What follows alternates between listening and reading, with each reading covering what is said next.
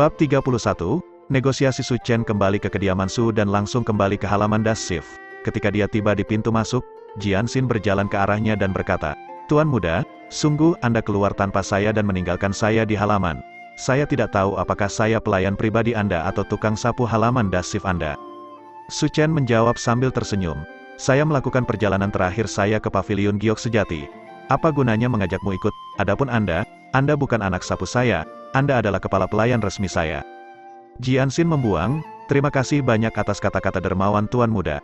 Hari ini, Tuan Muda memamerkan kekuatan ilahinya dan sekarang dapat dianggap terkenal, bahkan membawa halaman Das Shift saya ke depan sekali lagi. Hari ini ketika Jing Brothers melihat saya, mereka cukup sopan." "Ah, jadi itu sebabnya kata-katamu begitu ceria." Su Chen tersenyum dan berjalan lebih jauh ke dalam. Jianxin mengikuti di belakangnya. "Namun, ini cukup aneh. Bagaimana Tuan Muda tahu bahwa pria Su Yue telah mengacaukan keretamu?" Su Chen berhenti berjalan dan berbicara dengan nada yang dalam, "Berencana mencari-cari rahasia Tuan Muda Anda?" Jianxin menyentuh bagian belakang kepalanya dengan senyum konyol, "Aku hanya ingin tahu." "Baiklah, kalau begitu aku akan memberitahumu. Saya tentu saja tidak bisa melihat Su Yue mengacaukan kereta saya. Namun, ada orang lain yang melihat dan diam-diam memperingatkan saya, dan dengan demikian, saya mengetahuinya." "Seseorang telah memperingatkanmu. Apakah itu Ming Xiu?" Su Chen menjawab, "Pada saat itu, Ming Xiu pergi memanggil Zhou Hong. Dia tidak ada di sana saat Su Yue menyabotase keretaku, jadi dia tidak bisa memperingatkanku. Saya akan mengatakan yang sebenarnya, itu adalah salah satu anak buah Su Yue." "Apa?" Jianxin benar-benar terkejut. Di antara anak buah Su Yue, siapa yang akan bertindak atas nama Su Chen? Seolah-olah Su Chen menyadari bahwa dia telah mengungkapkan sebuah rahasia. Dia melanjutkan, berbisik, "Hanya itu yang perlu kamu ketahui, jangan tanya lagi." "Saya mengerti, Tuan Muda." Meskipun dia merasa tidak pasrah, Jianxin tidak bisa berbuat apa-apa. Dia hanya bisa berkata, "Apakah Tuan Muda punya instruksi?" Saat ini, Su Chen berkata, "Tidak ada perintah lebih lanjut. Saya akan mengambil cuti dulu. Saya ingin beristirahat sendiri sejenak." Su Chen melambaikan tangannya untuk membubarkan Jianxin dan sudah memasuki kamarnya. Saat dia memasuki ruangan, Su Chen tiba-tiba berhenti. Sesaat kemudian, dia menoleh dan berteriak, "Jianxin! Tuan Muda, ada apa?" Jianxin mengalihkan pandangannya. "Pergi dan ambilkan air panas untukku. Dan pastikan untuk menggunakan baskom model kedua juga." "Ya." Jianxin menatap Su Chen dengan bingung, tetapi dia tetap setuju. Su Chen tidak memasuki kamarnya dan malah menunggu di luar. Sesaat kemudian, Jianxin membawa baskom berisi air. Karena baskom itu terbuat dari tembaga kuno, baskom itu cukup berat dan sulit untuk dibawa sendiri oleh Jianxin. Ketika baskom tembaga diletakkan di atas mimbar, Su Chen tidak meminta Jianxin menunggunya dan mengirimnya untuk menjaga ibunya, kemudian dia masuk ke kamar sendirian.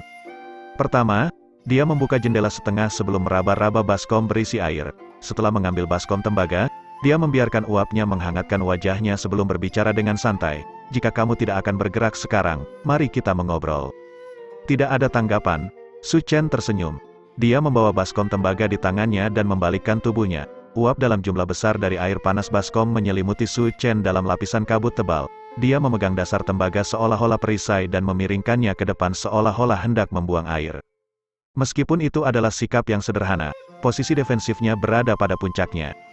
Su Chen terus berbicara, "Kamu pasti sangat ahli karena kamu mampu memasuki Su Clan tanpa terdeteksi. Namun, Anda belum mengambil tindakan selama saya berada di sini. Saya yakin Anda belum mengambil tindakan karena kemungkinan besar saya akan melakukan perjuangan terakhir dan memberitahu Su Clan. Akibatnya, Anda ingin menemukan kesempatan untuk menghabisi saya satu langkah. Benarkah itu? Sayangnya, saya sudah mempersiapkan diri, dan kesempatan seperti itu tidak akan diberikan kepada Anda. Berhenti menyembunyikan diri. Mari kita bicara, teman di samping tempat tidur." Kalimat terakhir itu benar-benar menghancurkan kekuatan mental orang yang menyembunyikan diri. Suara serak berbicara, "Saya percaya keterampilan penyembunyian saya cukup mampu. Bagaimana Anda menemukan saya?" Segera setelah itu, sesosok pria berpakaian hitam muncul dari bayang-bayang ranjang gading Su Chen. Ketika pria ini sebelumnya menyembunyikan dirinya, tidak ada yang bisa menemukannya, seolah-olah dia secara alami bergabung dengan bayangan sampai pada titik di mana tubuh dan bayangan menjadi tidak bisa dibedakan. Namun, penyembunyian gelap ini jelas memiliki kekurangan. Jika seseorang sudah siap dan mampu melihat mereka, maka mereka tidak mungkin mempertahankan tipuan mereka, apalagi jika mereka disiram dengan baskom berisi air panas. Su Chen tersenyum, orang buta dapat melihat apakah ada seseorang di ruangan atau tidak tanpa menggunakan matanya. Itu benar, Su Chen menemukan orang ini dengan telinganya. Saat dia hendak memasuki ruangan, Su Chen merasa ada seseorang di dalam. Meskipun orang ini menahan napas, selama kultivasinya belum mencapai alam pembukaan yang, dia tidak dapat menenangkan detak jantungnya sendiri. Karena lokasi saat ini relatif sepi dan jarak mereka dekat, Su Chen dapat mendengarnya. Karena dia dapat dengan jelas mendengar seseorang di sana tetapi tidak dapat melihatnya, Su Chen segera tahu bahwa orang ini tidak memiliki niat baik. Setelah memikirkan pengalaman malangnya beberapa hari yang lalu, Su Chen langsung menebak siapa tamu yang tidak diinginkan ini. Keberaniannya cukup besar, dia jelas tahu bahwa Penatua Sang telah mengirim seseorang untuk membunuhnya. Namun dia tidak melarikan diri. Sebaliknya, dia memilih bersiap untuk menghadapi musuhnya sambil berpura-pura tidak tahu. Pembunuh, yang ditekan untuk mengungkapkan dirinya, mendengus, "Tidak heran kenapa kamu bisa membunuh Lin Xie. Ternyata Anda memiliki sedikit keterampilan. Apa yang ingin Anda bicarakan?" Saat mendengar ini, senyum Su Chen semakin tak terkendali. Dia telah menebak dengan benar, orang ini adalah laki-laki Penatua Sang. Seperti yang dia duga, dia telah mengirim seseorang untuk membunuhnya atas peristiwa yang terjadi kemarin. Tindakan Penatua Sang ini dapat dianggap tegas dan kejam. Sangat disayangkan baginya bahwa hanya dalam satu malam, Su Chen sudah melakukan persiapan. Yang ingin saya bicarakan sangat sederhana. Anda pasti sudah lama duduk di samping tempat tidur saya. Tetapi apakah Anda sudah melihat ke bawah bantal? Su Chen berbicara sambil tersenyum. Pria berpakaian hitam mengambil bantal dengan tatapan kosong. Dia sangat berhati-hati saat mengangkat bantal karena takut memicu jebakan. Tapi tidak ada pemicu. Sebuah surat tersegel tergeletak dengan damai di sana. "Buka dan lihat," kata Su Chen. Pria berpakaian hitam itu merobek surat itu. Meskipun wajah pria berpakaian hitam itu disembunyikan, Su Chen yakin bahwa ekspresinya sangat tidak sedap dipandang. Ini karena surat itu berisi catatan rinci tentang apa yang terjadi kemarin di hutan. Seluruh masalah dicatat di dalamnya. Setelah selesai membacanya, pria berpakaian hitam itu meremas surat itu dan membakarnya, mengubahnya menjadi abu dalam sekejap. Betapa menakutkan, Su Chen berpikir, orang ini pasti origin Ki Scholar. Meskipun dia tidak terlihat kuat, dia jelas seorang cendekiawan asal Kidiki Drawing Realm atau lebih tinggi. Apakah itu alam mendidih darah atau alam pembuka yang? Sangat tidak mungkin baginya untuk berada di alam pembukaan yang, kakek terhormat Su Clan juga berada di alam pembukaan yang, seseorang dengan peringkat itu tidak mungkin dikirim untuk membunuh tuan muda klan kecil. Paling-paling, dia akan berada di alam mendidih darah, tetapi kemungkinan besar dia hanya berada di alam gambar Ki. Su Chen dengan cepat membuat perkiraan ini di benaknya. Pria berpakaian hitam itu tidak tahu bahwa Su Chen memperkirakan kekuatannya, dia hanya berkata, "Jangan mengira kamu bisa menggunakan metode seperti itu untuk menipuku. Surat itu kemungkinan pilihan terakhir Anda. Jika aku membunuhmu, maka masalah ini akan terkubur." Su Chen kemudian berbicara dengan nada simpatik. "Apakah kamu idiot? Anda tidak pernah berhenti bertanya pada diri sendiri bagaimana orang buta bisa menulis surat?" Pria berpakaian hitam itu tertegun. Su Chen dengan keras menyerang dengan pukulan lain. "Kamu cukup rajin menghancurkan bukti. Sayangnya, kesempatanmu untuk melacak tulisan tangan itu kini hilang."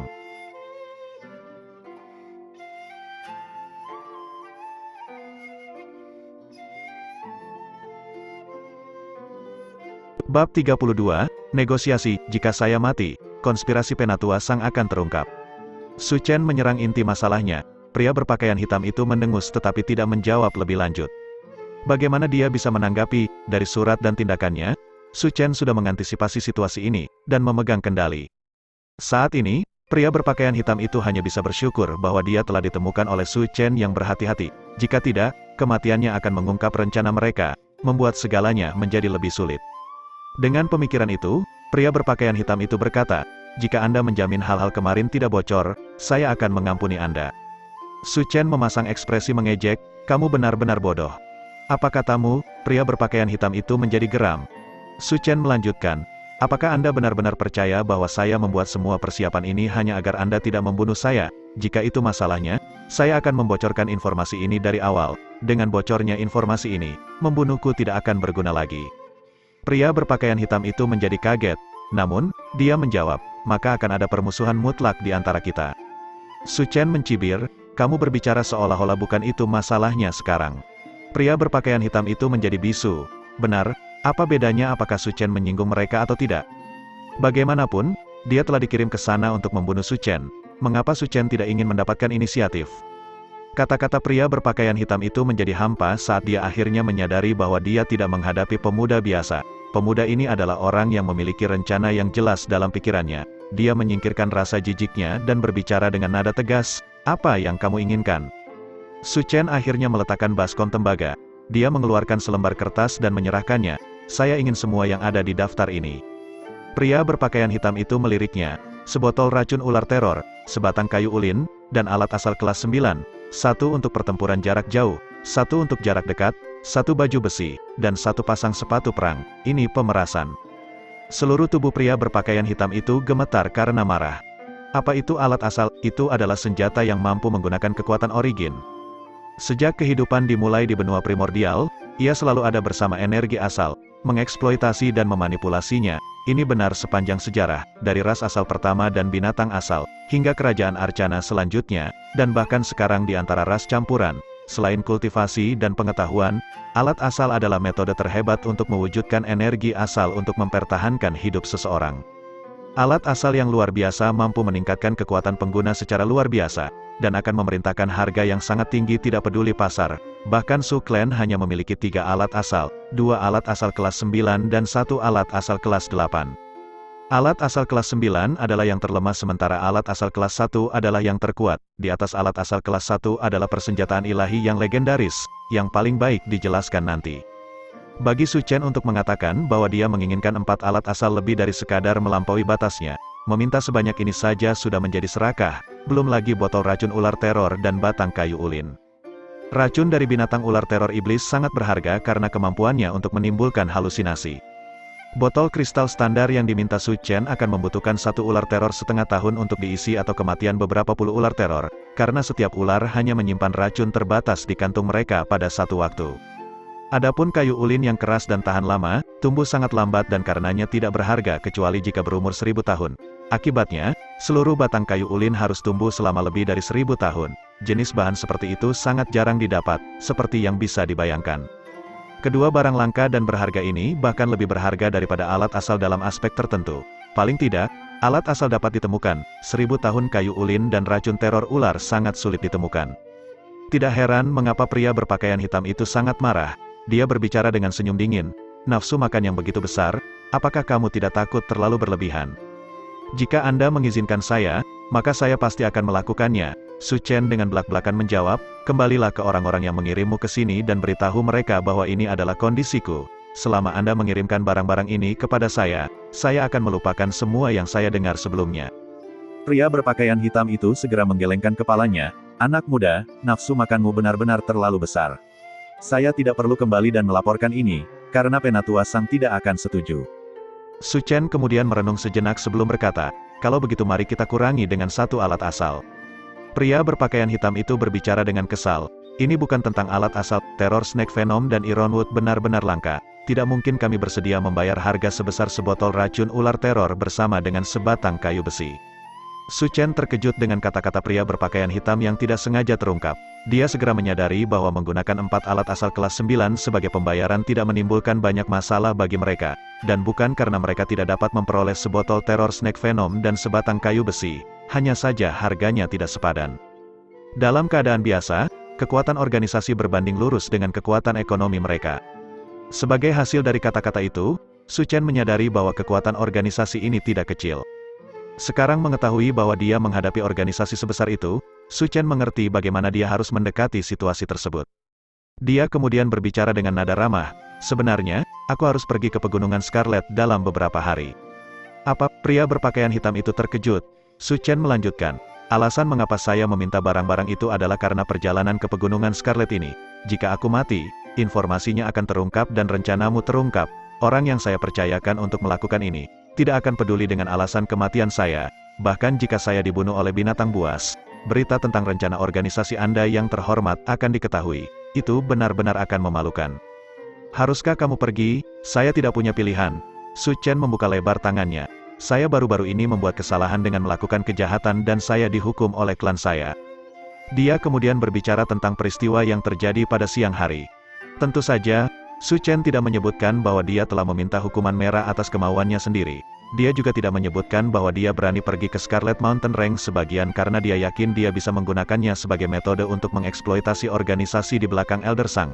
Dia hanya menyatakan bahwa dia ditekan oleh klannya sendiri dan bahwa dia telah tidak ada pilihan selain pergi. Setelah mendengar ini, pria berpakaian hitam itu jelas terdiam. Dia tidak berpikir bahwa Su Chen begitu bermasalah bahkan oleh klannya sendiri. Awalnya, hal-hal seperti itu tidak ada hubungannya dengan dia. Namun ternyata hal-hal yang mempengaruhi orang ini juga mempengaruhi organisasinya.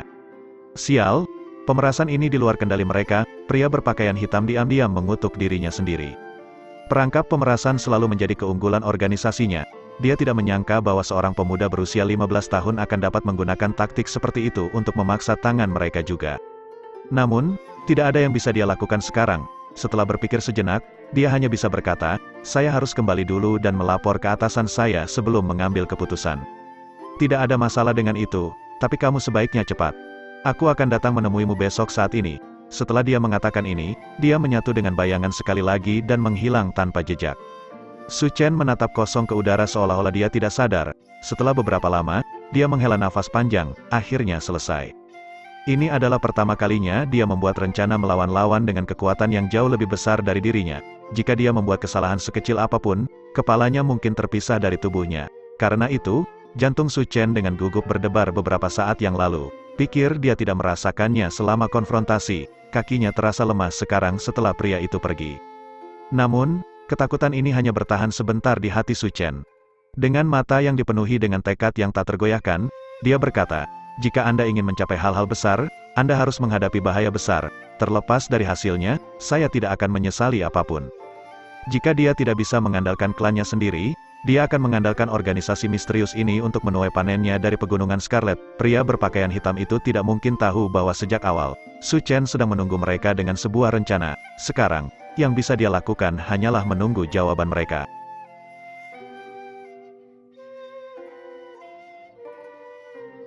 Bab 33, Permintaan yang Mustahil. Malam kedua itu, pria berpakaian hitam itu muncul sekali lagi di kamar Su Chen. Su Chen sudah menunggu di kamar cukup lama. Saat melihat pria itu datang, Su Chen menunjuk ke nampan teh di belakangnya dan berkata, "Ayo minum secangkir, aku memanaskannya beberapa waktu lalu untukmu. Ini teh awan ungu berkualitas sangat tinggi." Mendengar itu, pria berpakaian hitam itu tidak sopan. Dia berjalan menuju teh sebelum mengangkat cangkir dan meminumnya dalam satu tegukan. Melihatnya bersikap seperti ini, Su Chen merasa jauh lebih santai. Dia tahu bahwa kemungkinan besar ada jalan ke depan. Memang, setelah pria berpakaian hitam itu meminum tehnya, dia berkata, "Kondisi yang kamu ajukan terlalu berlebihan, dan para petinggi tidak setuju. Namun, mereka punya ide sendiri tentang ekspedisimu ke barisan pegunungan Scarlet. Jika Anda bersedia bekerja sama, mungkin kami dapat sedikit membantu Anda." Apa yang mereka katakan? Pria berpakaian hitam itu menuangkan secangkir teh lagi untuk dirinya sendiri dan meminumnya sebelum berkata, "Organisasi tidak akan setuju untuk memberi Anda Origin Tools secara gratis. Namun, setelah mempertimbangkan bahaya pegunungan Scarlet, mereka bersedia untuk sementara meminjamkannya kepada Anda. Setelah Anda kembali kepada mereka." "Baik, tapi jika hanya ini, bukankah kalian membayar terlalu sedikit?" Orang berpakaian hitam itu mendengus. "Nak, jangan terlalu serakah. Apakah menurut Anda tidak ada risiko untuk meminjamkan alat asal ini kepada Anda?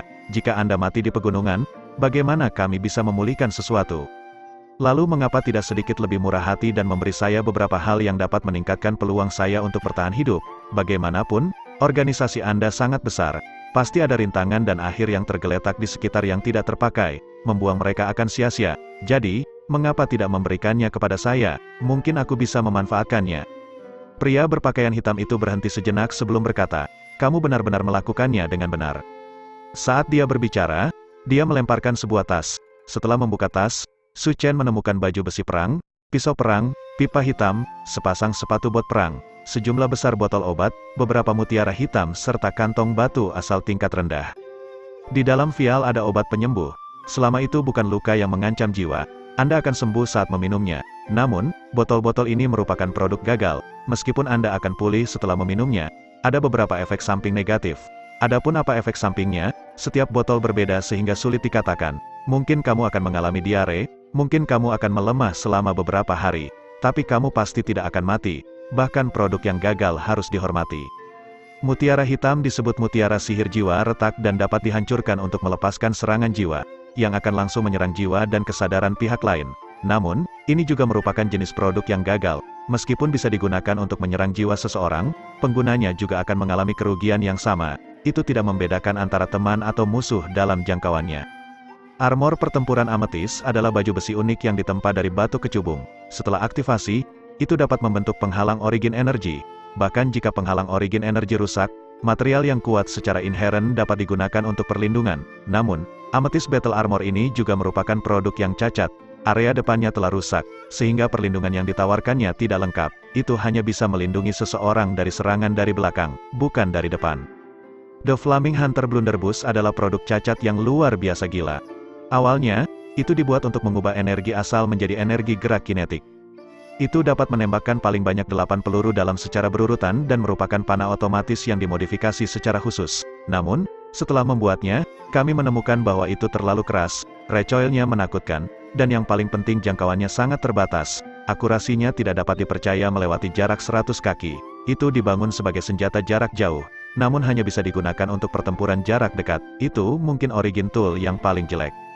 Cloud Stepping Battle Boots hadir dengan origin skill bawaan. Setelah aktivasi, itu akan meningkatkan kecepatan Anda dan memungkinkan Anda untuk terbang dengan bebas. Benda ini sebenarnya tidak cacat, juga tidak rusak, itu terlalu tua dan tidak tahan digunakan terus-menerus. Sepertinya, itu akan pecah tak lama lagi. Pisau pertempuran itu disebut pedang pertempuran garis hitam. Bilahnya bertuliskan pola Clouding menggunakan darah binatang. Pola Clouding mencatat skill pertempuran asal yang kuat, Blood Slaughter. Setelah aktivasi, kekuatannya sangat besar, dan itu adalah satu-satunya alat asal peringkat 8 di sini.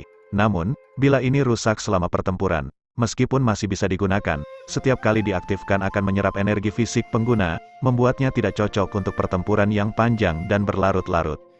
Apakah organisasi Anda memandang saya sebagai tempat pembuangan sampah, membuang semua sampah yang tidak bisa kau gunakan ke tempatku? Su Chen tertawa datar. Kamu mengirim begitu banyak barang tetapi tidak satu pun dari mereka yang benar-benar bagus. Ada, Origin Stone, jawab pria berpakaian hitam itu. Kekuatan Origin Tools hanya bisa benar-benar dibawa keluar oleh Origin Key Scholar. Karena basis kultivasi Su Chen belum mencapai titik itu, sulit baginya untuk menggunakannya. Jadi dia hanya bisa menggunakan batu asal sebagai sumber energi pengganti untuk menggerakkan alat-alat ini. Batu asal mengandung energi asal dan dapat digunakan untuk mengontrol dan menggunakan berbagai jenis alat energi asal, dan juga dapat digunakan untuk mengisi energi asal seseorang. Namun, karena energi asal dalam batu asal mengandung ketidakmurnian, mereka hanya dapat digunakan untuk memulihkan, bukan mengolah. Origin Stone tidak benar-benar terjadi secara alami. Sebaliknya, mereka diciptakan dengan memasukkan energi asal seseorang ke dalam jenis batu khusus. Tujuan awal mereka adalah untuk melayani sebagai persediaan origin energi. Jadi, batu asal adalah hal-hal yang dapat dihasilkan oleh setiap sarjana asal Ki. Batu asal bermutu rendah membutuhkan waktu sekitar 1 hari penuh untuk diselesaikan oleh cendekia Ki alam gambar Ki. Dengan demikian, nilai yang ditempatkan pada tenaga kerja Origin Key Scholar pemula ditentukan oleh ini. Ketika mempertimbangkan penggunaan Origin Stone secara ekstensif sampai-sampai mereka perlahan-lahan menjadi bentuk mata uang yang dapat ditukar untuk Origin Key Scholar, Origin Stone kelas rendah adalah unit mata uang paling dasar. Batu asal di dalam kantong berjumlah 100. Jika dia tidak terlalu boros dalam membelanjakannya, itu sudah cukup untuk digunakan. Batu-batu ini dapat dianggap sebagai barang paling berharga yang diberikan organisasi kepadanya. Meskipun ini semua adalah barang yang cacat atau rusak, Su Chen merasa puas. Lagi pula, Origin Tools tidak mudah ditemukan. Jika produk ini tidak rusak, kemungkinan pihak lain tidak akan mau meminjamkannya kepadanya. Malam itu, saat Su Chen berada di kamarnya, mempersiapkan ekspedisinya besok, dia tiba-tiba merasakan punggung tangannya memanas. Jejak ular merah kecil mulai bersinar di punggung tangan Su Chen. Ini adalah jejak ular asap yang Gu Qingluo tinggalkan secara khusus untuk Su Chen. Itu tidak terlalu berguna, tetapi mereka yang memiliki jejak yang sama dapat merasakan satu sama lain dalam radius tertentu. Setelah melihat jejaknya menyala, Su Chen tahu bahwa Gu Qingluo telah tiba. Su Chen membuka pintu rumah dan menuju ke belakang gunung. Saat tiba di gua, di mana mata air bergemuruh, dia melihat Gu Qingluo duduk di sana mengusap dagunya karena bosan, tidak diketahui apa yang dia pikirkan. Setelah melihat Su Chen tiba, Gu Qingluo dengan bersemangat melompat untuk menyambutnya. Kamu akhirnya di sini. Mencari saya pada jam ini, apakah ada sesuatu yang terjadi? Su Chen bertanya. Gu Qingluo memasang ekspresi misterius saat dia mencondongkan tubuh lebih dekat ke Su Chen. Aku akhirnya menemukan siapa Yue Wuti itu. Oh, Su Chen tertarik. Siapa dia? Gu Qingluo berbalik, menggenggam tangannya di belakang punggungnya dengan sikap angkuh dan berjalan beberapa langkah. Jadi, jika kamu bertanya padaku, aku hanya harus menjawab. Gadis ini menghabiskan banyak upaya untuk menemukan informasi ini, namun Anda bahkan tidak mengucapkan sepatah kata pun terima kasih. Su Chen tertawa, Nona Gu memiliki kemampuan luar biasa. Bagaimana masalah kecil ini bisa diperhitungkan? Bagi Anda, itu seperti merentangkan tangan dan meraihnya. Sanjungannya sangat efektif. Senyum Gu Qingluo berkembang saat dia mendengar ini. Dia berbalik dan berkata kepada Su Chen, sepertinya kamu tahu cara berbicara. Dia melompat ke arah Su Chen, lalu mencondongkan tubuh ke dekat telinganya dan berkata, aku mengetahui bahwa Yue Wuti ini sebenarnya adalah Komandan Kepala Satuan Tugas Rahasia di Coiling Lang City. Kepala Komandan Satuan Tugas Rahasia di Coiling Lang City. Su Chen terkejut. Coiling Lang City adalah ibu kota negara Longsang, dan Satuan Tugas Rahasia adalah kelompok yang memiliki kekuatan dan pengaruh besar di negara Sang Panjang. Mereka bertanggung jawab atas pengintaian, pembunuhan, pemantauan, dan memastikan keamanan negara, yang semuanya merupakan tugas yang sangat penting, sehingga mereka memiliki pengaruh yang luar biasa. Komandan Kepala Satuan Tugas Rahasia memiliki status yang lebih tinggi, dan pengaruhnya bahkan lebih besar. Dia bisa dianggap sebagai tokoh utama negara. Siapa sangka status Yue Wuti begitu tinggi, dan organisasi misterius ini bahkan berani membunuh Yue Wuti. Terlepas dari kekuatan atau keberanian, mereka telah melampaui harapan Su Chen. Untuk bekerja sama dengan organisasi seperti itu, bukankah itu pada dasarnya permintaan yang mustahil untuk seseorang di levelnya? Sayangnya, saat ini Su Chen tidak lagi memiliki cara untuk mundur. Mungkin akan lebih akurat untuk mengatakan bahwa sejak dia mendengar rencana mereka, dia tidak punya pilihan lain. Pilihannya terbatas pada dibunuh oleh pihak lain atau berjuang untuk melindungi dirinya sendiri, dan bahkan mungkin membalikkan keadaan dan menggunakan pihak lain untuk keuntungannya sendiri. Gu Qingluo berkata, kelompok orang ini bahkan berani membunuh Komandan Kepala Satuan Tugas Rahasia. Mereka pasti punya banyak nyali. Mereka memang memiliki banyak nyali, tetapi karena mereka berani memiliki ide ini, kemungkinan besar mereka telah menyiapkan sejumlah taktik. Qingluo, setelah Anda kembali, Anda mungkin harus menyiapkan surat rahasia untuk memperingatkan atasan Yue ini. Tidak perlu, sebagai Komandan Satuan Tugas Rahasia, siapa yang tahu berapa banyak orang yang ingin membunuhnya setiap tahun. Tetapi jika begitu mudah untuk membunuhnya, dia pasti sudah lama mati. Menulis surat untuk Yue Wuti tidak akan membuatnya meningkatkan pertahanannya, sebaliknya, ini hanya akan mengundang masalah. Gu Qingluo menggelengkan kepalanya ketika dia berkata, siapa yang tahu apakah sekelompok satuan tugas rahasia akan datang untuk Anda, menanyakan dari mana Anda mendapatkan informasi ini, dan apakah Anda memiliki hubungan dengan para pembunuh, dan jika masalah itu menjadi terlalu menonjol dan sampai ke telinga organisasi itu akan membahayakan Anda. Gu Qingluo berasal dari klan besar, dan dia sangat jelas tentang bagaimana orang berstatus tinggi melakukan sesuatu. Dia tahu bahwa pihak lain tidak akan mempercayai Anda hanya karena Anda menulis surat kepada mereka. Menulis surat hanya akan membuat diri sendiri kesulitan. Su Chen menjawab seolah-olah dia terbangun dari mimpi. Itu kecerobohan saya, tidak ada bedanya bagi Yue Wuti apakah aku memperingatkannya atau tidak. Namun, Su Chen tiba-tiba memikirkan sesuatu dan berkata, karena memang seperti itu, mengapa organisasi itu bersikap sangat hati-hati, mereka bahkan menerima pemerasan saya. Gu Qingluo juga tahu tentang rencana Su Chen. Saat ini, dia juga terpana mendengar ini. Keduanya secara bersamaan jatuh ke dalam pemikiran yang mendalam. Setelah beberapa saat, Su Chen berkata, mungkinkah yang mereka pedulikan bukanlah apakah Yue Wuti memiliki pertahanan atau tidak, melainkan, mata Gu Qingluo sedikit berbinar, daripada apapun spirit Burying Terrace, pembunuhan itu bukanlah tujuan mereka, itu adalah teras penguburan roh. Tempat apa sebenarnya itu? Keduanya berbicara pada saat bersamaan.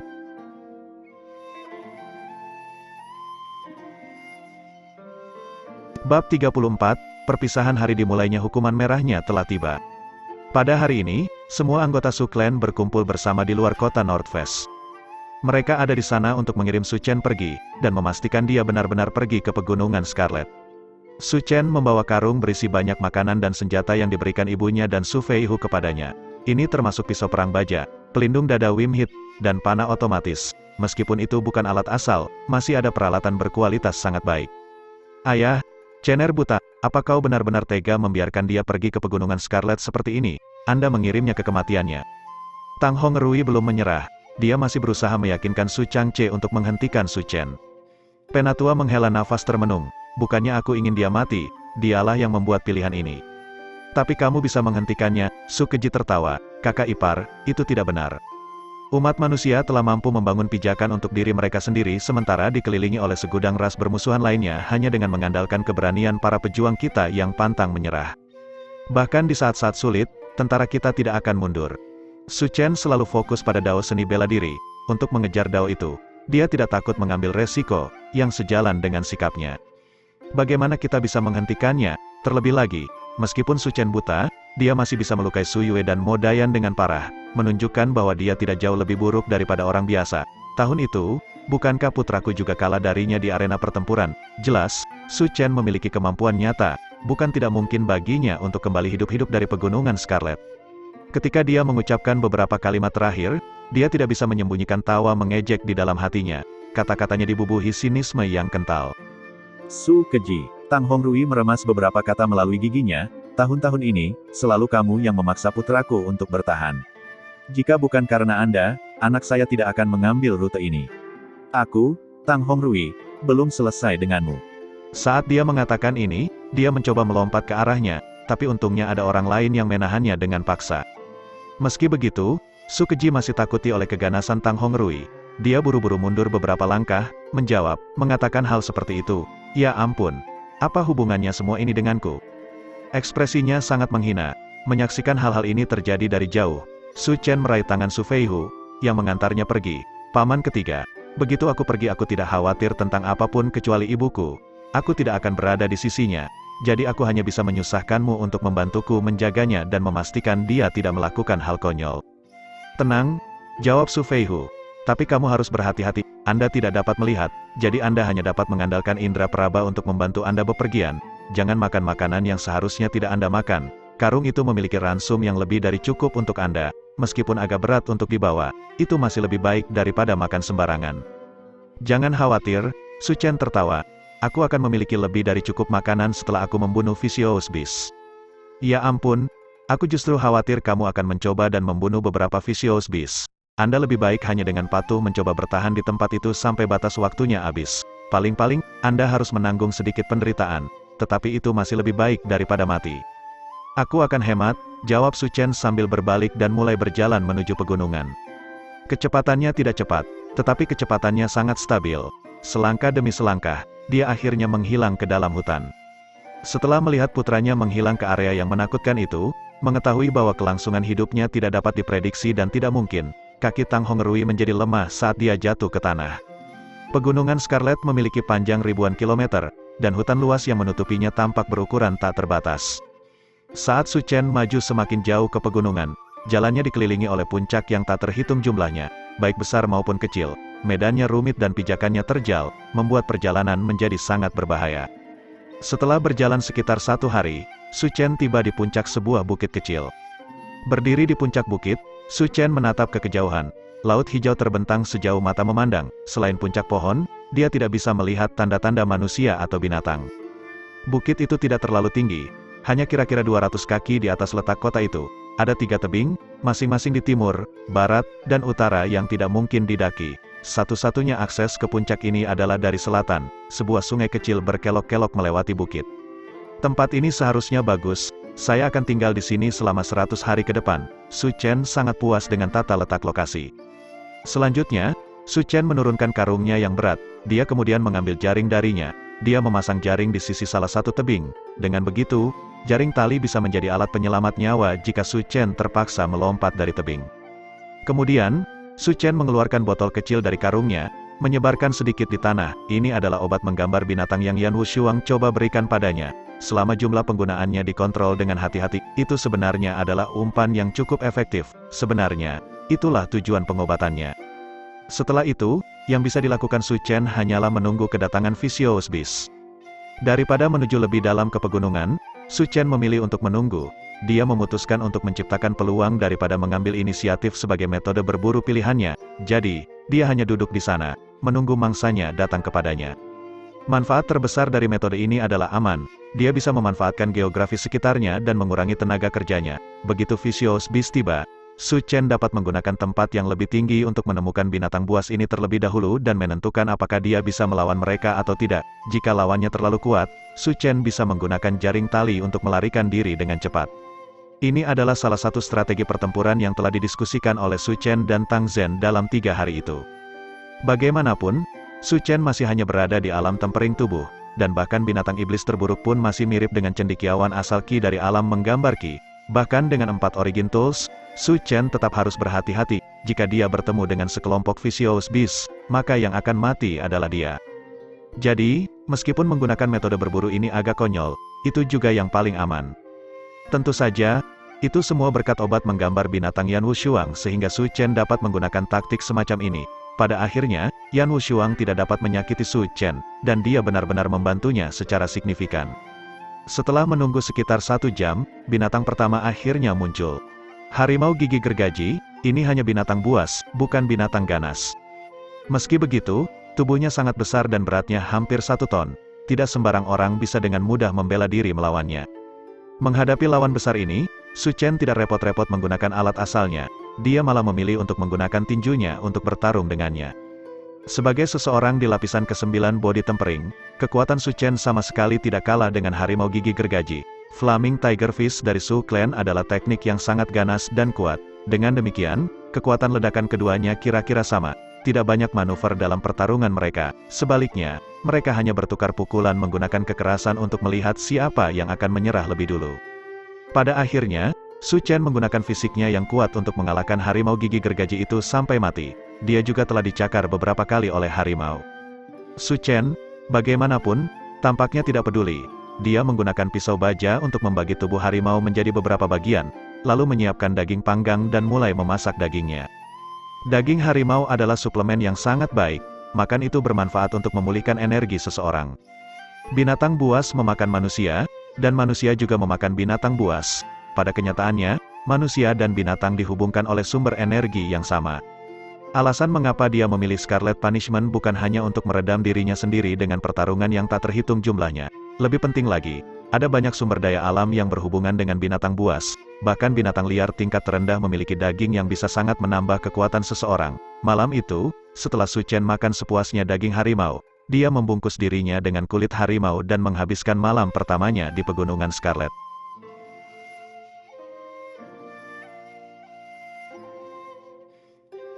Bab 35, Merajeling. Su Chen menunggu di puncak gunung selama 3 hari. Namun, hanya binatang buas yang datang dalam 3 hari itu. Tidak ada satupun binatang ganas atau vicious beast yang muncul. Ini membuat Su Chen bertanya-tanya apakah lokasi yang dia pilih terlalu jauh, haruskah dia terus menuju lebih dalam. Tapi semakin dalam dia pergi, semakin berbahaya. Ada lebih banyak vicious beast di dalamnya.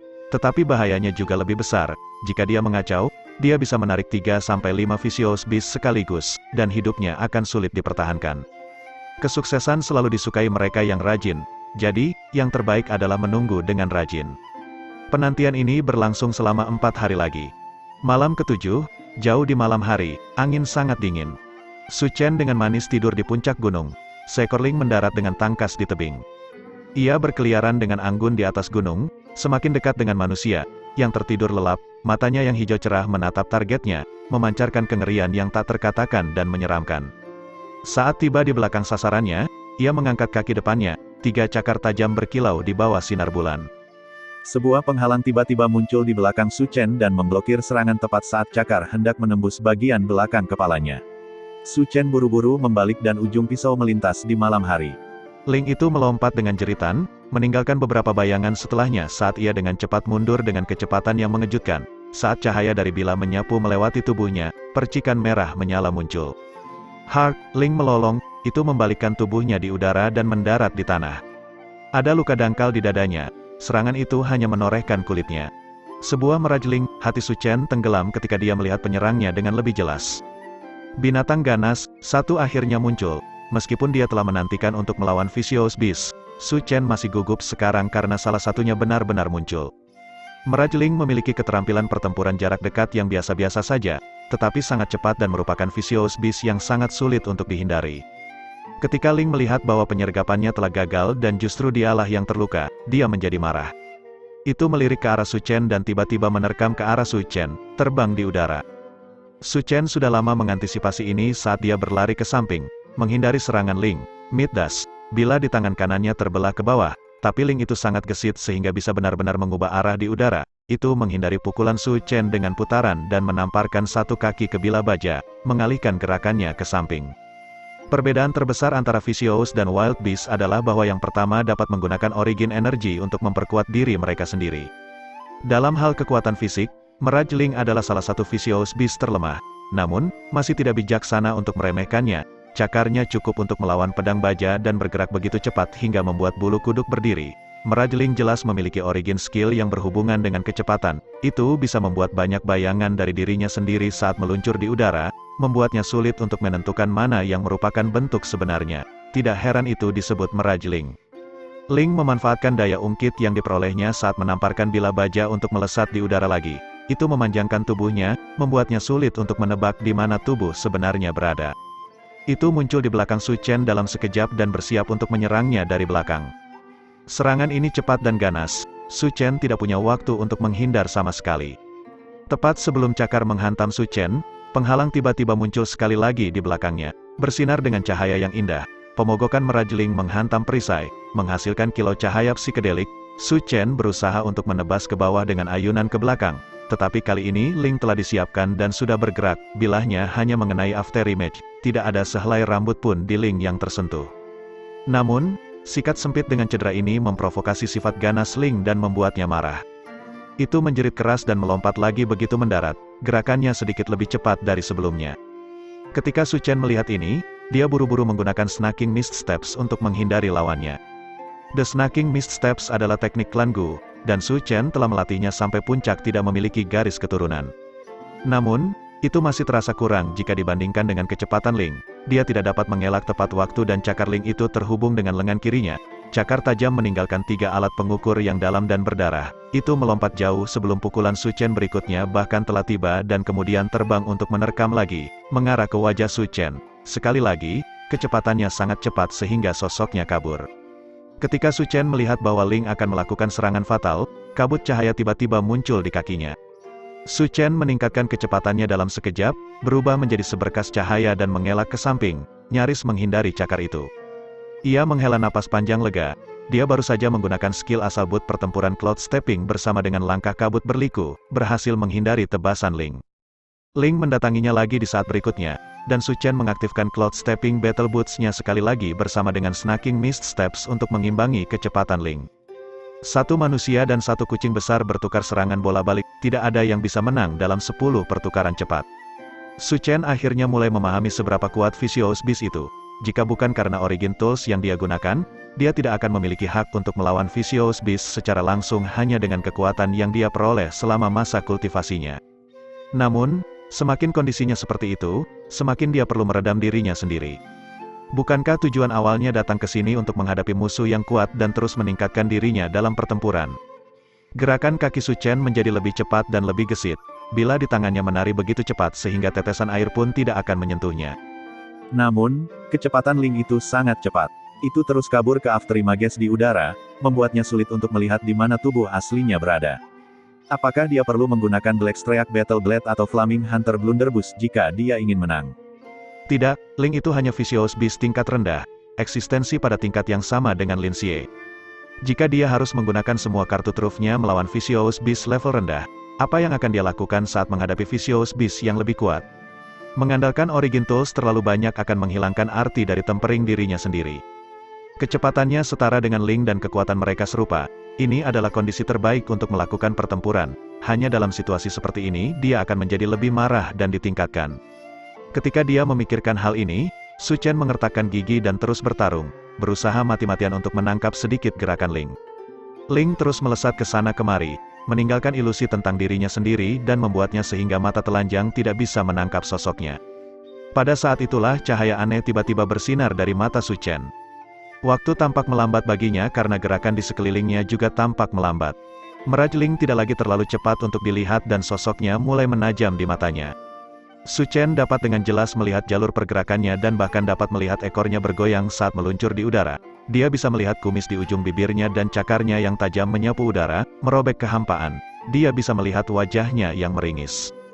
Suara mendesing, bilahnya melintas lagi, terhubung dengan kuat ke ekor Ling. Mendesis, Merajeling mengeluarkan ratapan paling sunyi sejak pertempuran mereka dimulai. Pukulan ini jauh lebih berat daripada pukulan sebelumnya yang dilakukan Su Chen. Masih agak terlalu lambat, Su Chen sangat tidak puas. Meskipun matanya bisa menangkap jejak gerakan Ling, kecepatan gerakannya sendiri belum meningkat. Pukulan yang diarahkan ke kepalanya malah mendarat di ekornya. Tapi itu baik-baik saja, pukulan berikutnya akan sedikit lebih akurat. Su Chen meretas ke arahnya lagi. Ling itu melompat menghindar, sekali lagi mengeluarkan serangkaian bayangan panjang. Su Chen sekali lagi secara akurat menentukan lokasinya dan meretas, mengantisipasi jalan yang akan diambil Ling. Merajeling terlalu cepat dan tidak dapat mengurangi kecepatannya meskipun ia menginginkannya. Cedera pada ekornya juga mencegahnya mengubah arah di udara, dan karenanya langsung menabrak pedang Su Chen. Aduh, merajeling menjerit serak, luka yang dalam di kepalanya. Su Chen melemparkan tinju harimau flaming yang kuat dan kuat ke perut Ling yang relatif lunak sebelum sempat bereaksi. Penglihatan Ling menjadi gelap saat tumbukan. Su Chen kemudian menebas dengan pedangnya lagi, membuat bingung Ling dengan rentetan serangan sengit. Bahkan dengan kulit dan daging Vicious Beast yang keras ini, ia tidak dapat menahan kerusakan terus-menerus dan jatuh ke dalam kolam berdarah, tidak pernah terhuyung-huyung lagi. Mengapa kamu tidak mencoba melompat-lompat sekarang? Su Chen mengarahkan pedangnya ke Ling dan berbicara dengan dingin. Ling mengernyitkan bibirnya dalam seringai terakhir, pisau itu jatuh.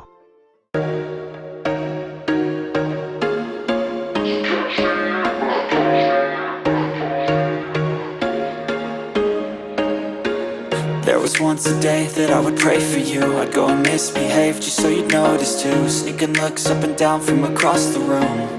And damn, what a hell of a